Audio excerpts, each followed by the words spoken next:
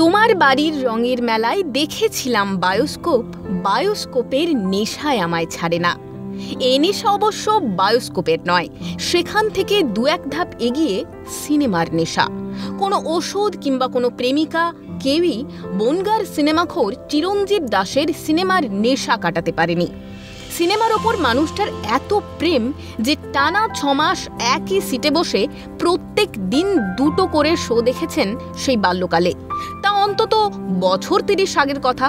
বনগাঁর সেই সময় সুখ্যাত সিনেমা হল হীরামহলে রোজ দেখেছেন মুঘলে আজম সিনেমাটি মুক্তি পায় 1960 সালে। আমি মুঘল আজম দেখেছিলাম 6 মাস একই সিটে বসে। আর ওটা শীষমহল একটা নাচ ছিল, প্যার কিয়া তো ডান্না কিয়া, ওটা মধুবালা গান করছিল, ওই লতার গান, মধুবালা লিপ দিচ্ছিল। আর মধুবালার তখন ক্যান্সারের শয্যাশায়ী, তো শিকল পরে ওই গানটা করছিল, শিকল গায়ে দিয়ে। ওইটা দারুণ আকর্ষণ করতো আমাকে। ওই আকর্ষণে আমি সবসময় হলে ছুটে যেতাম। সিনেমা দেখার ক্ষেত্রে তার কোনো বাধা তো আসেনি, বরং মুঘলে আজমের আগাম টিকিট কেটে দিয়েছিল চিরঞ্জীবের বাবা স্বয়ং। সেই 60-এর দশকে দাঁড়িয়ে যা ছিল অবাক বিস্ময়। প্রথম 3 দিন দেখার পর ম্যানেজার বউ মাখন বিশ্বাস বলছে, তোকে হলে ঢুকতে দেবো না, তুই পয়সা পাস করতে হবে। বাবা দেয়, তো তোর বাবাকে নিয়ে আসবি। বাবা গেল, বাবা বলছে কী বাবা আমাকে ডেকেছেন? তা বলছে ছেলেটাকে বাদর তৈরি করবেন? বলে না, ও আমার ছেলে, ও বাদর হবে না, ও কালচারের মধ্যে থাকে। তা আপনার বই কতদিন বুকিং আছে? বলে 6 মাস।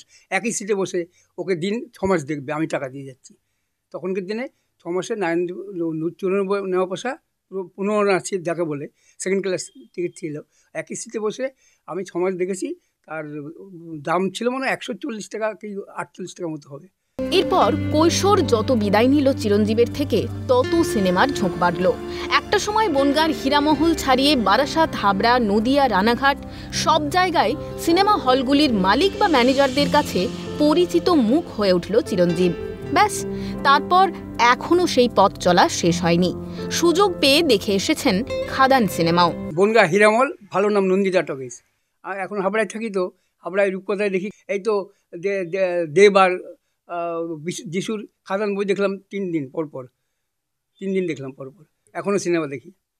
80 টাকার টিকিট কাটি, উপরে ভালো লাগে না, নিচে ফার্স্ট ক্লাস 80 টাকা। হ্যাঁ হ্যাঁ, ও মৃত্যুর আগের দিন শরীর সুস্থ থাকলে দেখবো। আমার সিনেমা দেখাটা আছে বলে, গান শোনা আছে বলে বেঁচে আছি। আমি যখন শুনলাম যে 6 মাস ধরে একটা সিনেমা বনগাঁর হীরামহল হলে 1960-62 সালে দেখেছে এক ব্যক্তি 6 মাস ধরে, এ আমার কাছে অবাক কাণ্ড। আমি অবাক হয়ে গেলাম।